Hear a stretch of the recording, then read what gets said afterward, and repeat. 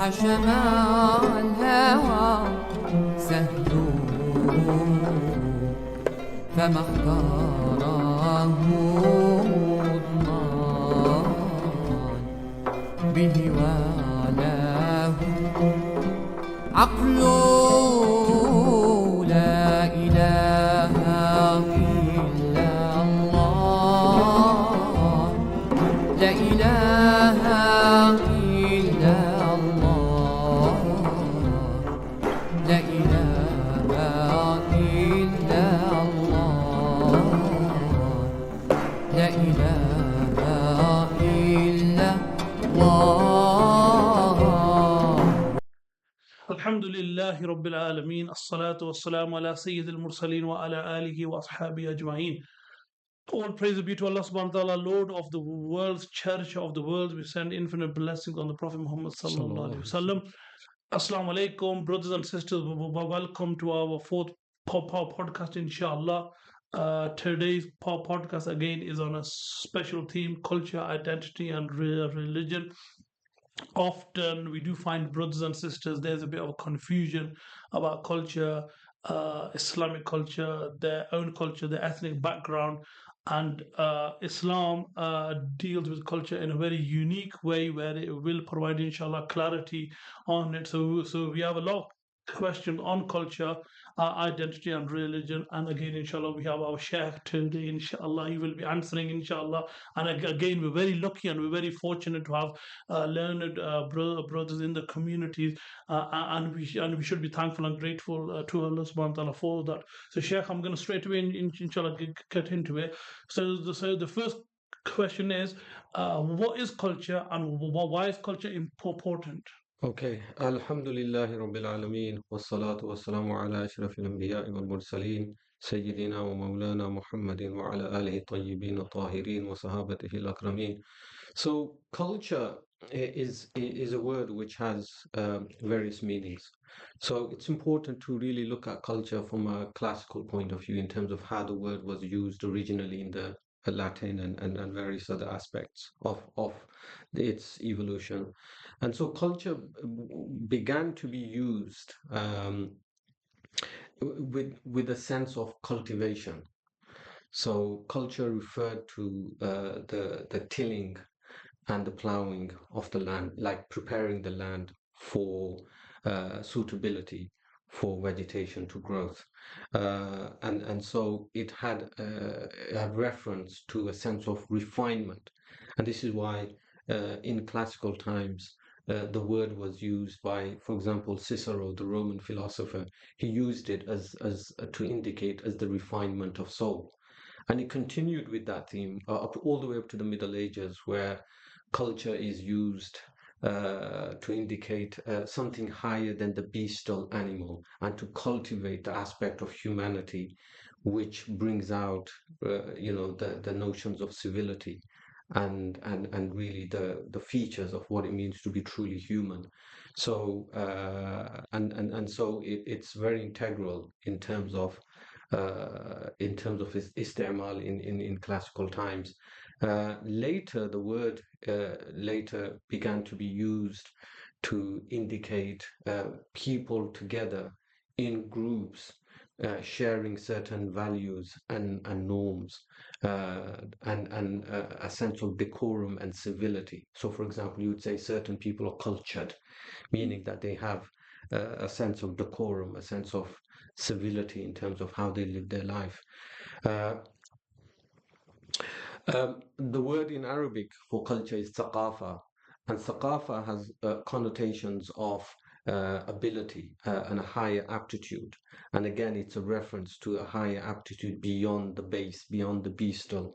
And so when we engage as human beings, we engage with human beings with a sense of decorum that is different to animals, with a sense, and this is a gift from Allah subhanahu wa ta'ala. The gift of sapience enables a higher way of being, you see. And so later culture began to be used to indicate people being together in society, in groups, sharing certain values and norms. And so it is necessarily going to be important because our humanity is that we are very much social creatures, and so we exist and function best when we are together in groups, in communities, in close knit units of social organization, and so in many ways culture is a feature of our humanity, and it's very important, particularly because of its connection with human nature, but also its impact on human behavior. And so culture has a massive influence in terms of how we think, in terms of how we behave, and in terms of our ultimate outlook in life, you see. And so culture is very integral. And often, many of you will have heard the nature nurture debate. And really, nurture wins, if we're being fair. Nurture is where we are all influenced by our prevailing culture, prevailing times, and we are essentially nurtured into a certain way of being. And we'll mention the prophetic aspect of that in terms of how Rasulullah sallallahu alaihi wasallam perceived that. And so it has big impact. And in many ways, we are at the mercy of our culture. And so that's why it's so important to understand it, inshallah. As believers, we take everything from the Quran itself. Does Allah subhanahu wa ta'ala mention culture in the book? Is it mentioned? Well, the Quran is full of culture. Allah is talking about different cultures, different communities. Allah talks about Qawm Aad, the Qawm of Thamud. Allah subhanahu wa ta'ala talks about the Alu Fir'aun. And so really in many ways Allah is talking about culture. And in many ways Allah is also critiquing certain cultures. Allah, talks about the Jahili culture and how it is detrimental to the ultimate meaning of what it means to be human, you see, as divine, as subjects of the divine majesty and the expected decorum that should bring about, you see. And so Allah also talks about certain cultural traits in the Quran, and to identify the wholesome ones and the toxic ones. Allah indeed informs the believers of being aware of other cultures. Like Allah subhanahu wa ta'ala says, لا يغرنك تقلب الذين كفروا في البلاد. Do not let the going about of the kuffar, لا يغرنك, don't let that delude you. Meaning be conscious of the kind of life that they live. Their life is away from God. Your life is with God. And therefore, لا يغرنك, don't think just because they're human beings, they are worthy of emulation. وَاتَّبِعْ سَبِيلَ مَنْ أَنَابَ إِلَيَّ, follow the path of the one who's turned to Allah subhanahu wa ta'ala, right? So these cultural dynamics, in many ways, the Quran is a cultural text. It's a text about culture. أُولَٰئِكَ حِزْبُ اللَّهِ أَلَا إِنَّ حِزْبَ اللَّهِ هُمُ الْمُفْلِحُونَ أُولَٰئِكَ حِزْبُ الشَّيْطَانِ أَلَا إِنَّ حِزْبَ الشَّيْطَانِ. And so Allah talks about different groups, different dynamics. He talks about the Salihin. Salihin is a culture. وَالْمُؤْمِنُونَ وَالْمُؤْمِنَاتُ بَعْضُهُمْ أَوْلِيَاءُ بَعْضٍ. The believing men and women are guardians of one another, they're carers of one another, they're friends of one another. وَالْمُنَافِقُونَ وَالْمُنَافِقَاتُ بَعْضُهُمْ أَوْلِيَاء. And the munafiq men and munafiq women are, they're awliya of one another. So Allah is always talking about culture. Culture is really in the very fabric of the Quran, you see. Moving on to the Prophet ﷺ himself, him being ﷺ, the universal prophet, an example for all ages, for all people. What did he ﷺ say about culture? What did he mention about culture? Again, Rasulullah sallallahu alaihi wasallam, being the practical embodiment of the Quran, he necessarily engaged with culture. He was responsible for the momentous task of really, in many ways, reversing the Jahili culture. I remember Jahiliyyah was what we call the age of profound ignorance and distance from God and godly ways. This was an age where people developed and fashioned and fabricated a really malicious, malevolent, exploitative culture, a culture where the rich exploited the weak, where women were oppressed, where only powerful elites had access to the goodness of society, and people had superstitions. They used to worship idols with their own manufacture, And so this was a Jahili culture, chauvinism, egotism, pride, ananiya. If you look at Jahili poetry is a good way to really get to understand and appreciate the notion of Jahili culture, the features of Jahili culture. And so Rasulullah sallallahu alaihi wasallam is primarily responsible to reverse that order of a sort, the cultural order. Momentous task. Culture is powerful, very difficult to change another person and another individual's culture, let alone change a whole society, which had really, in many ways, this culture of Jahiliyyah was really ingrained in that society. So the momentous prophetic task was to really take people away from that Jahili culture. This is why Rasulullah sallallahu alaihi wasallam, he said, "Bu'istu li'utammima makarim al-akhlaq. Innama bu'istu li'utammima makarim al-akhlaq." I was sent to perfect the nobility of character, right? And so Rasulullah is a muallim who brings about the best of the traits in humanity. And so he has a massive challenge, of trying to, make people soft-hearted, make people conscientious, make people live life with an ethical angle in their life, or live life with a moral code beyond whim, caprice, and desire, which was prevalent, you see. And so he's a naturally he has to be naturally culturally aware and deeply aware. And indeed, Rasulullah sallallahu alaihi wasallam is related. He himself said regarding the believer, فَلْيَكُنْ بَصِيرًا بِزَمَانِهِ, that the believer must be basir, means like really insightful, like deeply aware. Bizamanihi, like deeply aware of his time, you see. And so culture is very, very important from a prophetic point of view. And this is why when you look at some of the Sahaba, they appreciated the value of culture in relation to religion. Indeed, Sayyidina Umar radiallahu anhu, he says, La Islam illa bil Jama'at. There is no Islam without Jama'at, without community, without community. And so faith and community are really inextricably linked together, right? And they have this very cohesive relationships. It's a synergy. And to really have trueness of religion, you have to have trueness of community. And so that again emphasizes the prophetic aspect of culture. Indeed, Amir al-Mu'mineen Sayyidina Ali radiallahu anhu, who is the fourth caliph of Islam, he mentions that in relation to bringing children up in terms of advice, he said, don't raise your children in the same way as you were raised, because they belong to a different time and culture. Meaning he's recognizing here, very subtle point, he's recognizing here the evolution of culture, the changing nature of times, and being sensitive to them, like adapting to the changing nature of times. So a very, very dynamic point, you see. And it's related that Imam al-A'zam, Imam Abu Hanifa, he said, "Man lam ya'rif ahwal ahli zamanihi fahuwa jahilun." That anyone who doesn't understand the conditions of their time, فَهُوَ جَاهِلٌ, he's jahil, meaning like scholarship is to appreciate. One aspect of scholarship, right, is really to be a master of a master in terms of awareness of the cultural nature of your times, you see. And so that's very important. And many of the ahkam of Sharia are related to culture directly. Like, for example, the al-uruf mu'tabarun. So uruf is custom, social custom, mu'tabarun, in terms of our understanding of fiqh, in terms of our understanding of ahkam. And many ahkam, the madar of those ahkam are the adat and the urf of humanity, you see. And so the hukam is according to certain aspect of the condition of that time, you see.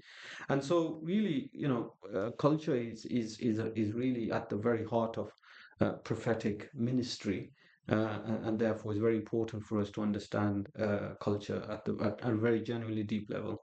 Moving on to the actual fabric of society, where do we learn culture from, and what is the role of families in particular in transmitting of culture? That's a very good, very important point, actually, in fact. And so sometimes we think that culture just happens, but when we look at it deeply, we realize that there are certain aspects and certain institutions which transmit culture. And so there are two types of transmission of culture, and they call it primary socialization at one level and secondary socialization. And so primary socialization is where essentially families they impart the values to their children. And that's why we have something called family values. And so families pass on culture to their children. And so families are very powerful. In many ways, many of us are determined by the values of our family, and because we're reared in that environment, like right from the childhood. And so it's a very, very powerful institution. Inshallah, we're going to talk about family values in our next segment, where we talk about relationships and, certain. And so we need to take family values very seriously. And we mention that because there are many families which breed their children with very toxic values. And also there are a few families who breed their children in benign values. And so it's very important to be aware of what you take from your family, and to always have a critical perspective in relation to what mommy and daddy are telling me, and what mommy and daddy have really, the way they've reared me. And I say that because we kind of always take at face value what we get from our families, but we have to have a critical perspective, and sometimes we have to grow out of certain toxic values that we've been really socialized into. But inshallah, we'll talk in a little bit more depth next, by bi'iznillahi ta'ala. And then we have, of course, the secondary socialization, which is your peer pressure. Indeed, Rasulullah sallallahu alaihi wasallam talked about the impact of peer pressure. He said, "Al-mar'u ala dini khalilihi. Al-mar'u ala dini khalilihi. The person is upon the religion of his close friend." You see, that's how powerful that socialization. And then the rest of society, like media, schooling, education, fashions, fads, and what's going on in the big bad world, and eventually all of that together, they really transmit culture. So institutions, organizations, people, the people we associate with, are very powerful in terms of enabling us to receive culture. Does culture change? And what type of culture do you think we're living in the 21st century? What Okay, culture are we in? culture is again very powerful question. Culture does change. So culture is never really set. The nature of culture, that it has propensity for change, but it changes very slowly, and it changes over a gradual period of time, and it usually changes through elites, usually.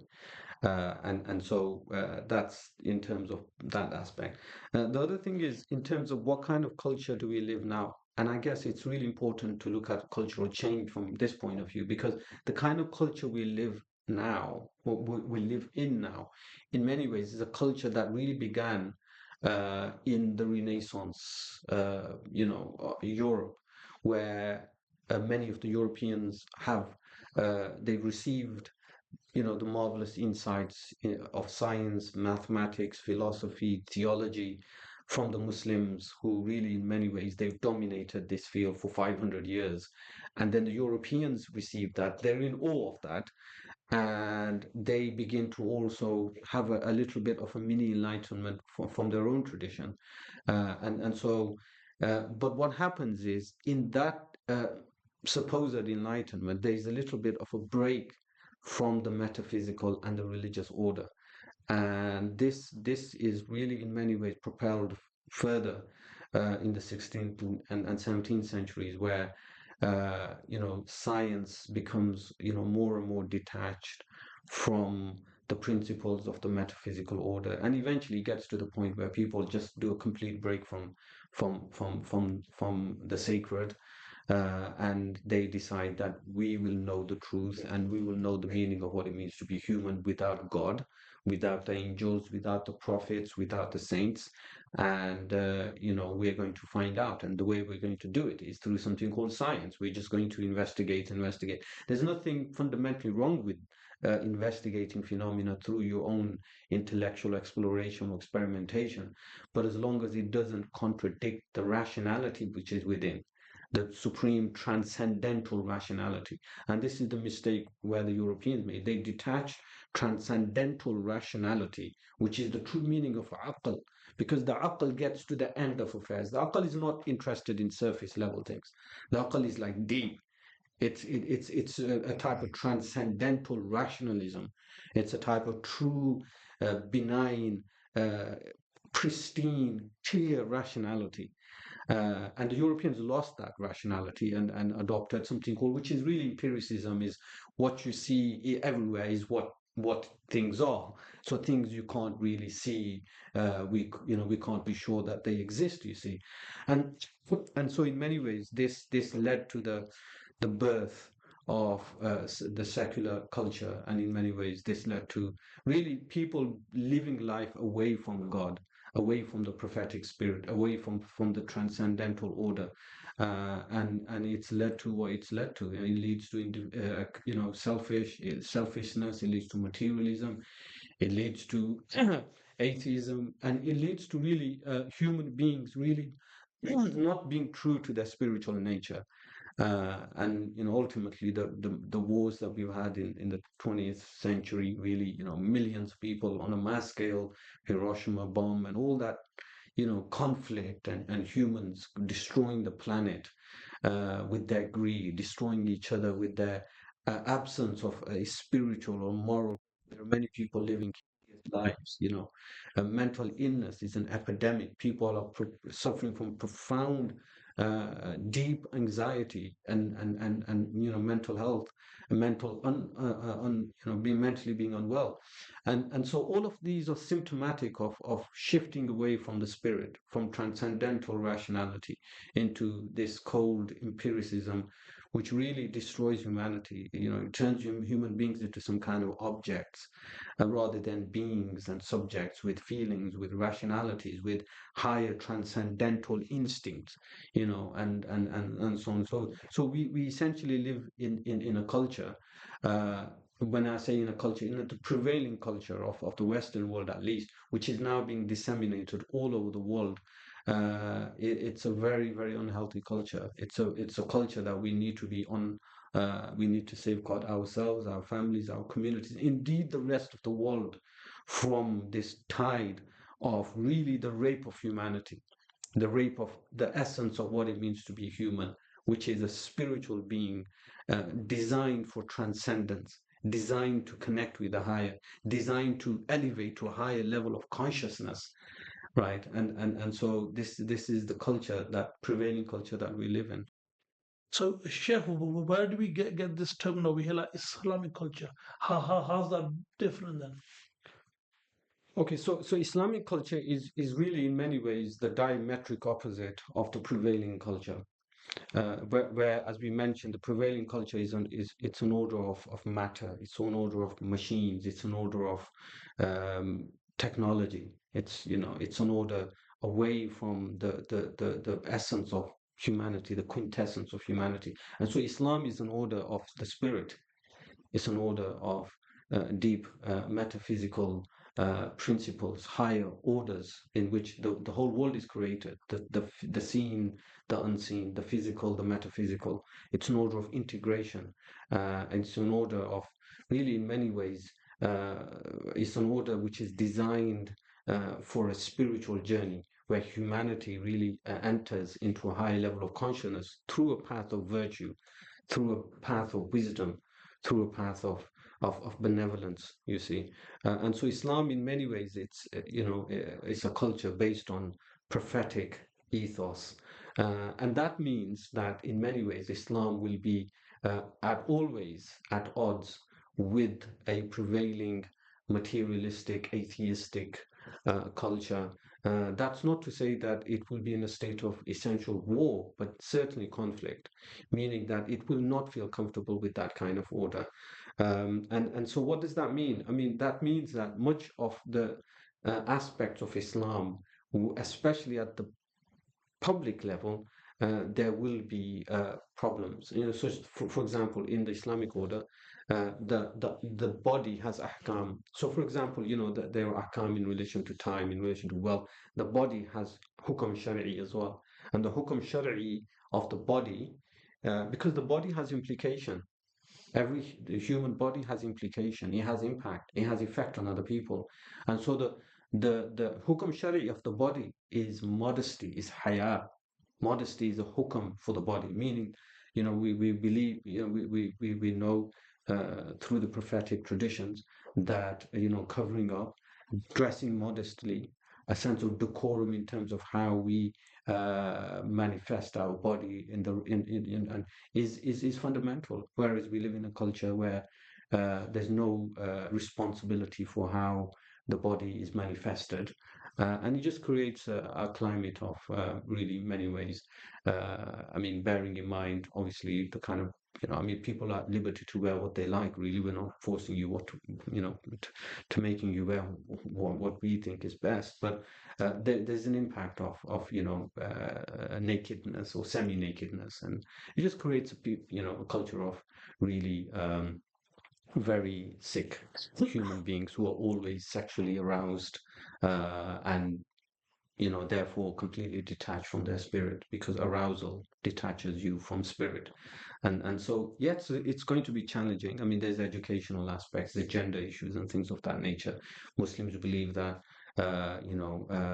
their relationships between men and women at the sexual level are forbidden.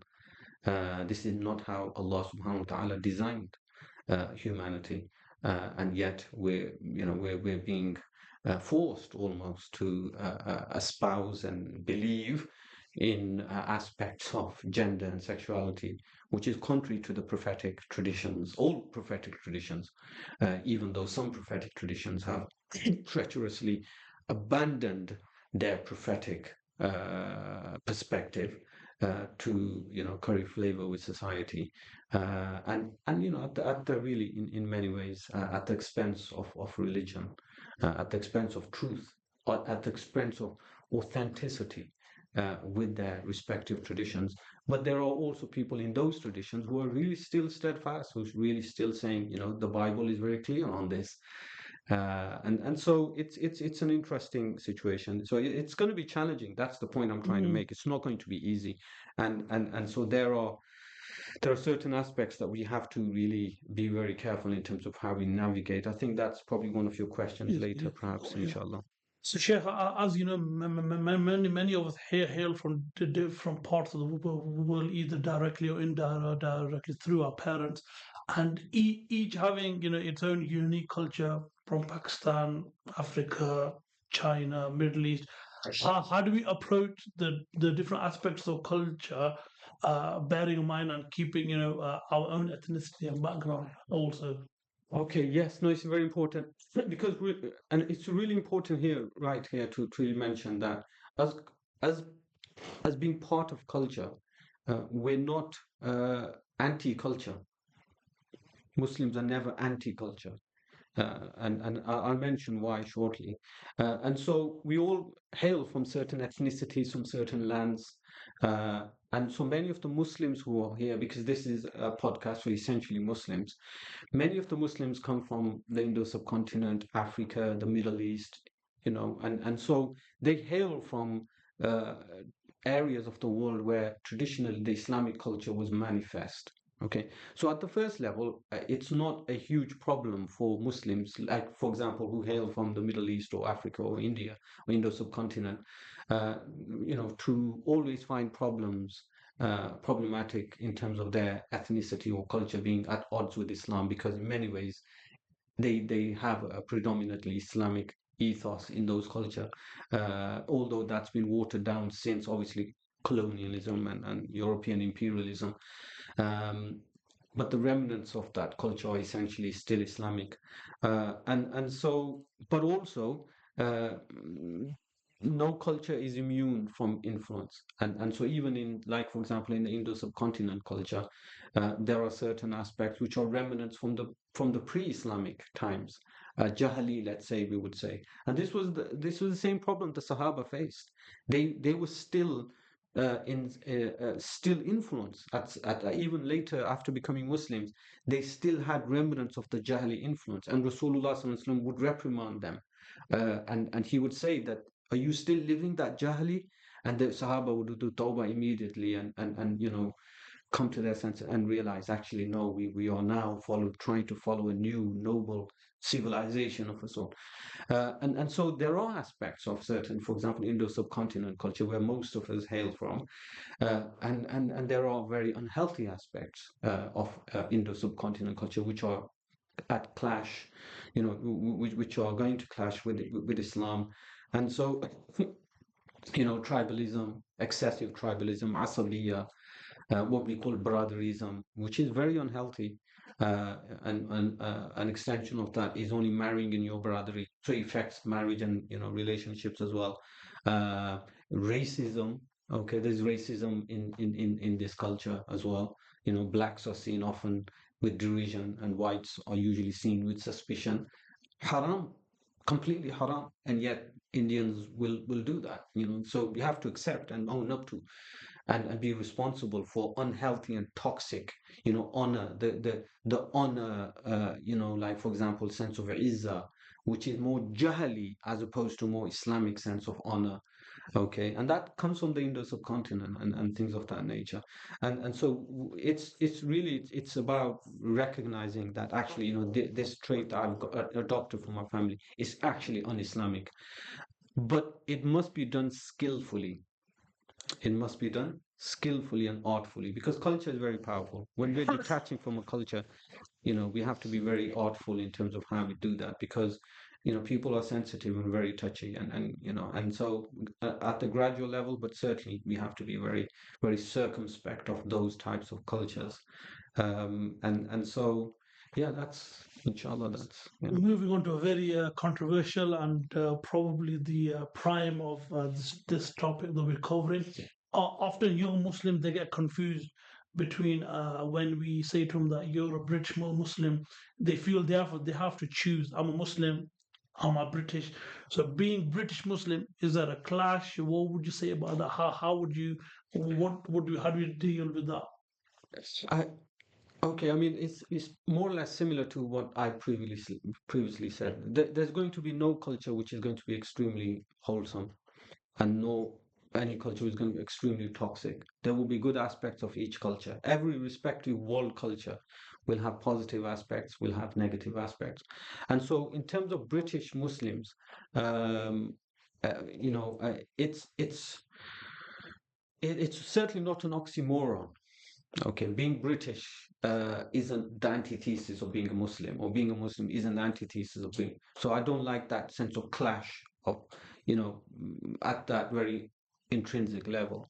And so really, in many ways, I think what we have to realize is that there are aspects by the light of fitrah uh, in all cultures where people have benign values in their culture, and we have to recognize them. And in Islam, we wholeheartedly accept them. That's no issue whatsoever. In fact, Rasulullah sallallahu alaihi wasallam, he mentions his allegiance to that Hilful Fudul, which was a pact at the time of Jahiliyyah to help people who were impoverished or suffering from poverty.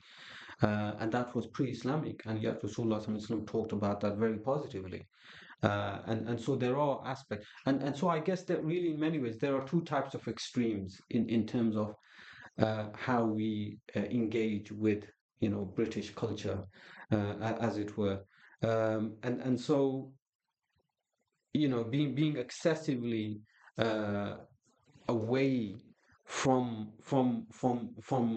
this culture is going to be problematic.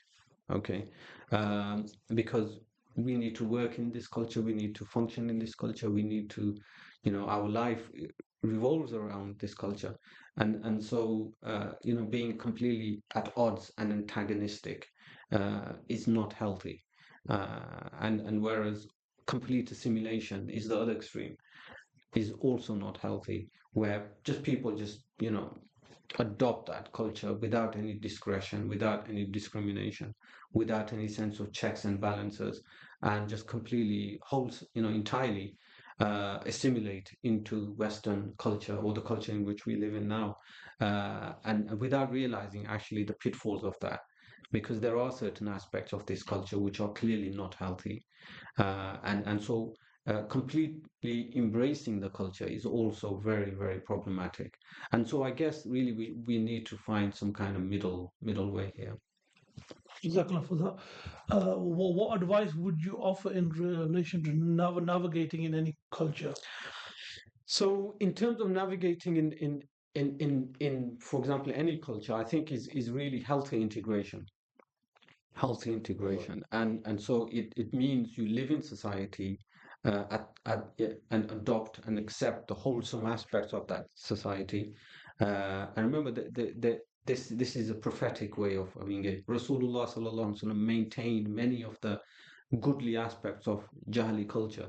So even though it was a profoundly, deeply ignorant, chauvinistic culture, but it still had goodly remnants. And so Rasulullah sallallahu alaihi wasallam, really in many ways, he maintained them and he continued those aspects.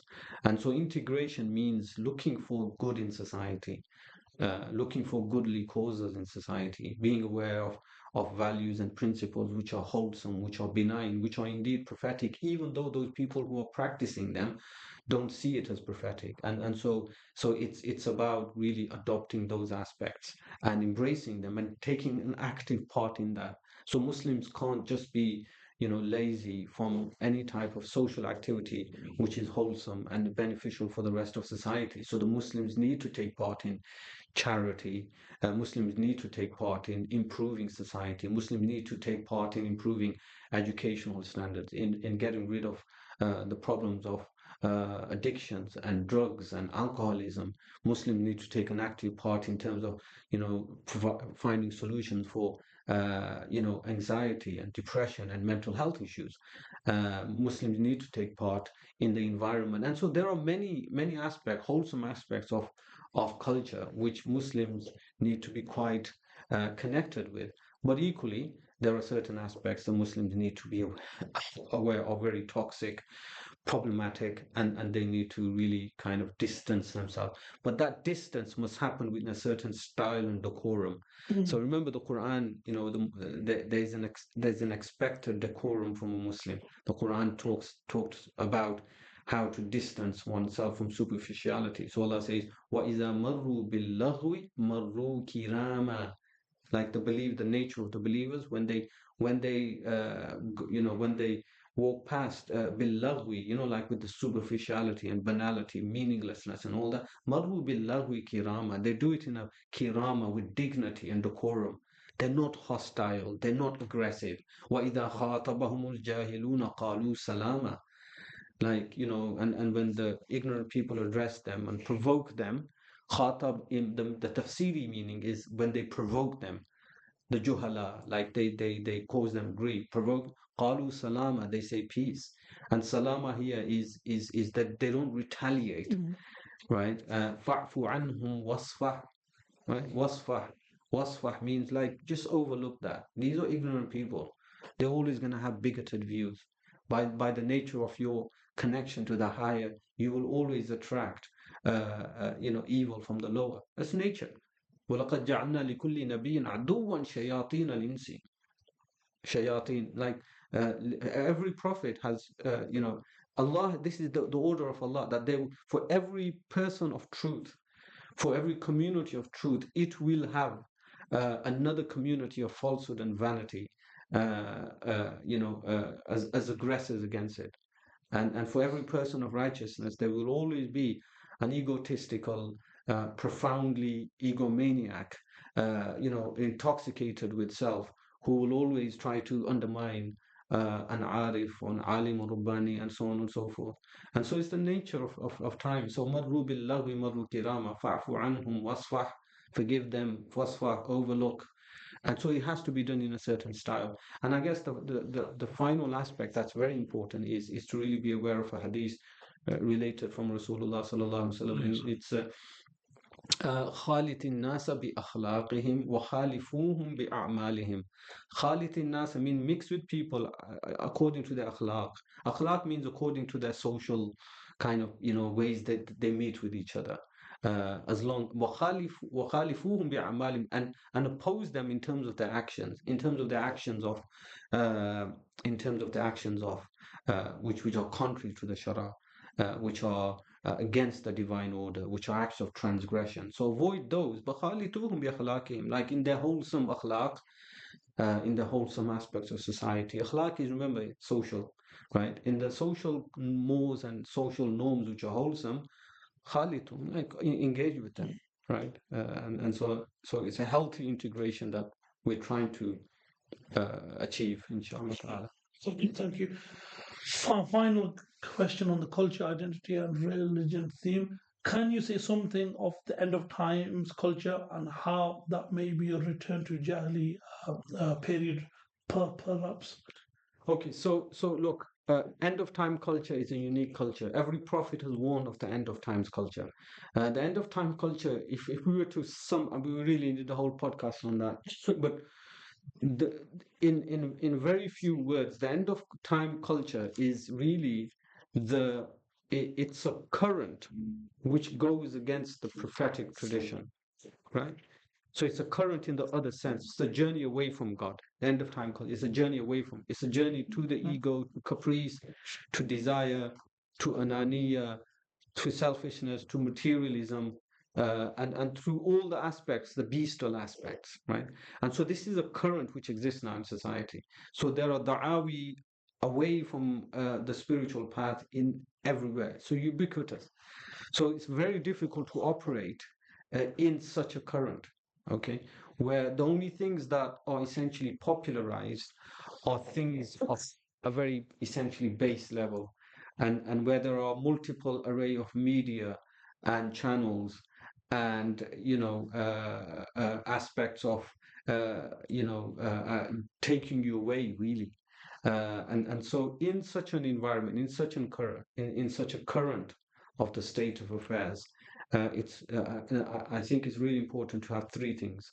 Number one, we need to have a great sense of community, and community isn't just being together. Community is being together with a sense of cooperation and ta'awun. Ta'awunu ala al-birri wa taqwa. So we need to be together as a community. In fact, this is one of the things when the Sahaba asked Rasulullah sallallahu alaihi wasallam about the end of times, he said, "Alzimil jama'a," like remain connected with your community. And so, it's a community needs to be supportive, offering wasabiru, offering a sense of don't worry, inshallah, everything is okay. We're gonna look after each other. And we're going to support each other. We're going to inspire each other. We're not going to undermine each other. And so community is very important. And again, that's very important. We have a podcast on community in terms of how we deal with community and dealing with issues in community, prevailing aspect. So community, and then number two is wisdom and knowledge. It's very important to be firmly connected with a wisdom tradition in the end of time. So it's very important to be deeply acquainted with scripture, with prophetic traditions, and with the contemplations and the reflections of the great scholars and saints of that wisdom culture. And so whether it's attending circles or whether it's buying books, there needs to be a healthy connection with knowledge. Muslims must start to read a lot more books. They need to attend gatherings of knowledge. That's very important. And number three is really to have a healthy regime of virtues. Virtues really in many ways they enable transcendence. So when you're being driven downwards, you need virtues for an upward elevation. And so إليه يصعد كلم الطيب والعمل الصالح يرفعه. Right? We need elevation. And the world, the dunya is dunu, right? It's based. It has a gravity taking us down, but we need force to take us up, and that's what virtues are. So we need a healthy regime of virtues. We need to have a daily zikr, litany. We need to have recitation of the Quran. We need to have salawat. We need to make sure we pray. We need to make sure we do all these different, virtues of sadaqah, the virtues of ta'awun, but also, the virtues of the heart, like benign forgiveness, mercy, clemency, generosity of spirit, and all of these things. You see, so it's really threefold: staying together as a community with mutual cooperation at its heart, being firmly connected with the wisdom traditions or with wisdom traditions, and number three, to have a healthy regime of virtues. Jazakallah khair for that. That brings us at the end of this podcast on religion and identity. Brothers and sisters, inshallah, next one is going to be our final one in the fiqh series, on interpersonal aspects. Yes. And then after that, inshallah, because it's the advent of the month of Rabiul Awwal, we are going to be doing a few podcasts specifically on Rabiul Awwal itself. So please do remember to tune into those, inshallah. Well, please do send your comments on these podcasts also. We also look into the feedback, inshallah. Assalamu alaikum wa rahmatullahi ta'ala wa barakatuh. هو الفوق فاسلام